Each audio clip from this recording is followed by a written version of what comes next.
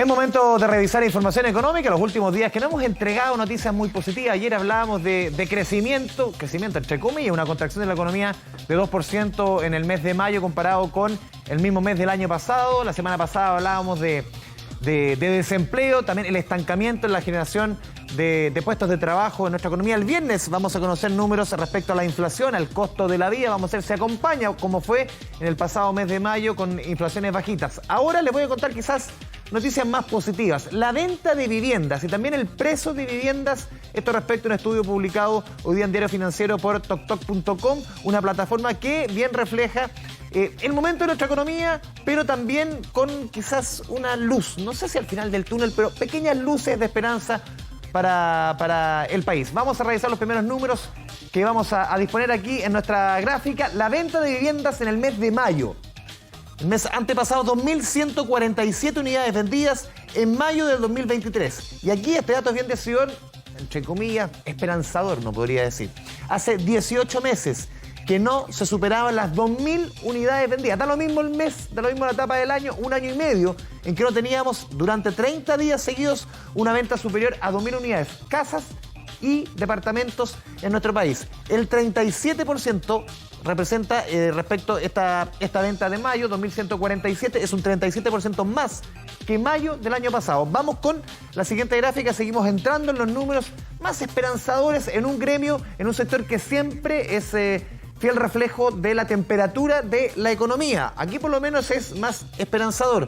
¿Qué empujó las ventas? Y aquí está la explicación más bien coyuntural. El Cyber Day que tuvimos durante el mes de mayo, que también aquí hace mucho rato que se están ofreciendo casas y departamentos en estas oportunidades, y también un mejor escenario crediticio, mejor en el sentido que es menos malo respecto a meses anteriores, con la caída de las tasas hipotecarias que o por lo menos dejaron de estar en sus niveles más altos históricos.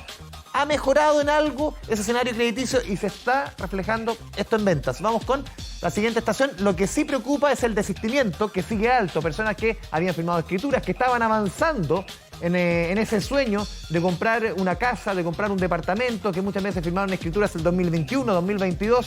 Lamentablemente la economía, el empleo se ha mantenido irregular y muchas personas han tenido que desistir de esta idea de comprar una casa o un departamento. Sigue en torno a un 20%, es un nivel muy alto, parecido en casas y también en departamentos, es un nivel muy alto, casi duplica un desistimiento o tasas más normales, entre comillas. Podríamos decir que 1 de cada 5 ventas al final el comprador o compradora termina desistiendo. ¿Qué pasa con los precios? Que también es súper importante. Vamos a revisar qué sucede con el precio si lo comparamos este mayo con mayo del año pasado. ¿Qué pasa con los precios de los departamentos? En promedio, el metro cuadrado de un departamento, esto en promedio en mayo, costó 71 UF, esto en la región metropolitana. Eso si lo comparamos en sencillo respecto a un año atrás, es una caída de un 1% respecto a mayo del año pasado. Una caída bajita, claro, usted dirá, un 1% no es nada, pero veníamos con números sostenidamente al alza. Esto por lo menos rompe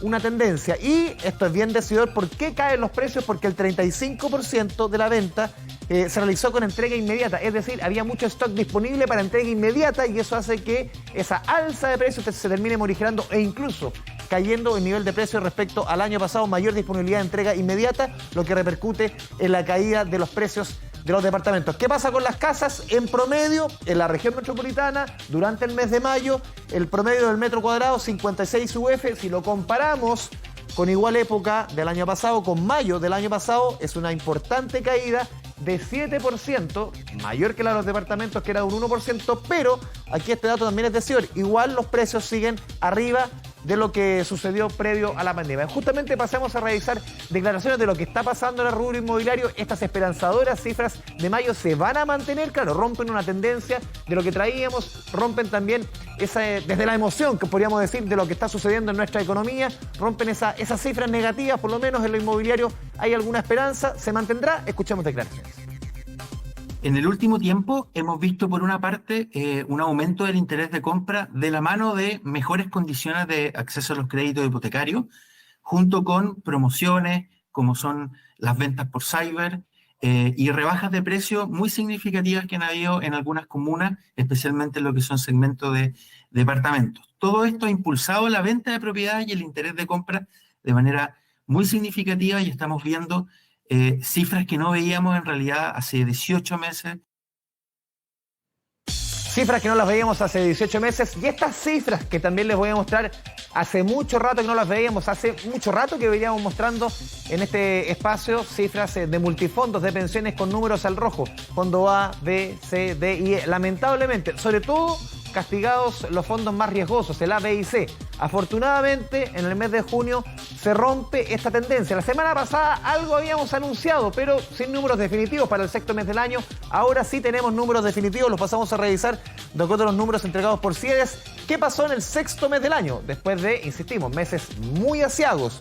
El fondo A subió 2,55%, el fondo B sube 2,29%, el fondo C 1,97, el fondo D 1,76, el fondo E 1,54.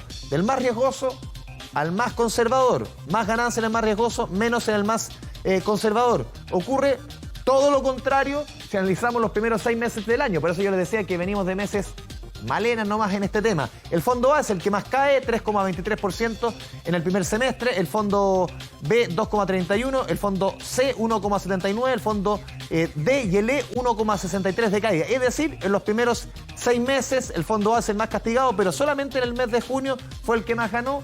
Son el reflejo de la incertidumbre que está sucediendo, sobre todo a nivel económico mundial, a nivel global, y por lo menos tuvimos un mes de junio más halagüeño para los multifondos de pensiones. Ojalá que se mantengan. Escuchemos declaraciones. Finalmente, el mes de junio terminó con resultados positivos para todos los multifondos, con rentabilidades que van del 2,55% del fondo A al 1,54% del fondo E.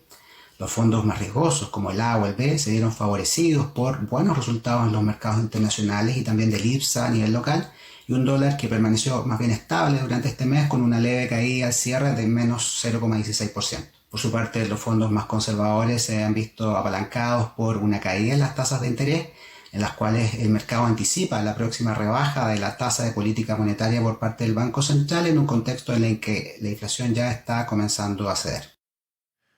Lo decíamos, por lo menos noticias más positivas en multifondos, en la venta de viviendas, no así, lo habíamos visto en días anteriores en el crecimiento, en el desempleo, y este viernes tenemos números importantes respecto al IPC, al costo de la vida. Ojalá que se mantengan, lo decíamos ante los números del mes de mayo, que tuvimos una inflación bajita, 0,1%. Siempre quisiéramos que estuviese en ese nivel, que se desacelere respecto, por ejemplo, a lo que fueron la inflación del año pasado, 12,8% en el global del año pasado, la inflación más alta en 30 años.